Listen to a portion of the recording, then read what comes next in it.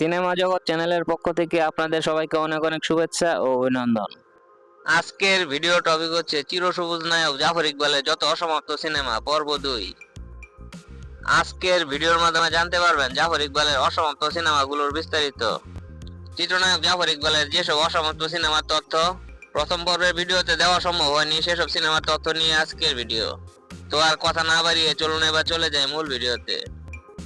শাদি মোবারক এই সিনেমাটি মুক্তি পায় 9 অক্টোবর 1992 সালে।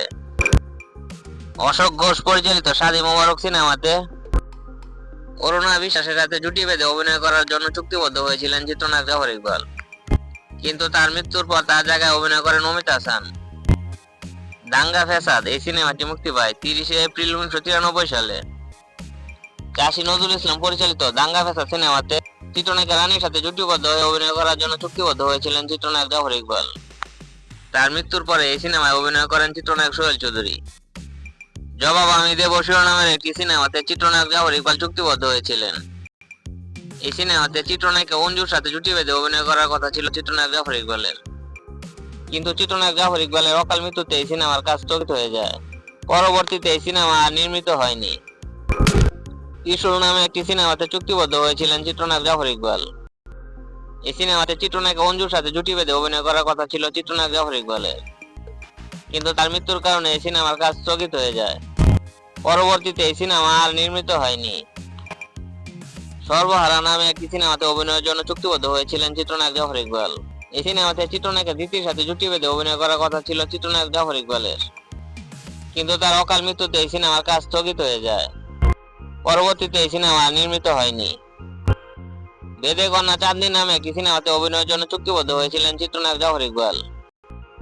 এই সিনেমা চিত্রনায়িকা অঞ্জুর সাথে জুটি বেঁধে অভিনয় করার কথা ছিল চিত্রনায়ক জাফর ইকবালের, কিন্তু তার অকাল মৃত্যুতে এই সিনেমার কাজ স্থগিত হয়ে যায়। পরবর্তীতে এই সিনেমা আর নির্মিত হয়নি। রাঙা ভাইজানি নামে একটি সিনেমাতে অভিনয়ের জন্য চুক্তিবদ্ধ ছিলেন চিত্রনায়ক জাফর ইকবাল। এই সিনেমাতে চিত্রনায়িকা অঞ্জুর সাথে জুটি বেঁধে অভিনয় করার কথা ছিল চিত্রনায়ক জাফর ইকবালের, কিন্তু তার মৃত্যুর পরে এই সিনেমার কাজ স্থগিত হয়ে যায়। পরবর্তীতে এই সিনেমা আর নির্মিত হয়নি। তো এই ছিল আমার আজকের ভিডিও। উপরোক্ত সিনেমাগুলোতে যদি চিত্রনায়ক জাফর ইকবাল অভিনয় করতে পারতেন, তাহলে আমরা তার আরো অসাধারণ কিছু কাজ দেখতে পারতাম। কিন্তু দুঃখজনক হলেও সত্যি, অকাল মৃত্যুর কারণে চিত্রনায়ক জাফর ইকবাল এইসব সিনেমাতে অভিনয় করতে পারেননি। এইসব সিনেমাতে চিত্রনায়ক জাফর ইকবাল অভিনয় করতে পারলে নিঃসন্দেহে তার ক্যারিয়ারে বেশ কিছু পালক যুক্ত হতো, কিন্তু কিছুই করার নেই। এইসব সিনেমার নামগুলো দর্শক মনে আজীবন আফসোস হয়ে রয়ে যাবে। ভিডিওটি কেমন লাগলো তা কমেন্ট করে জানাবেন। এও কমেন্ট করে জানাবেন উপরোক্ত সিনেমাগুলোর মধ্যে কোন সিনেমাটির জন্য আপনার সবচেয়ে বেশি আফসোস।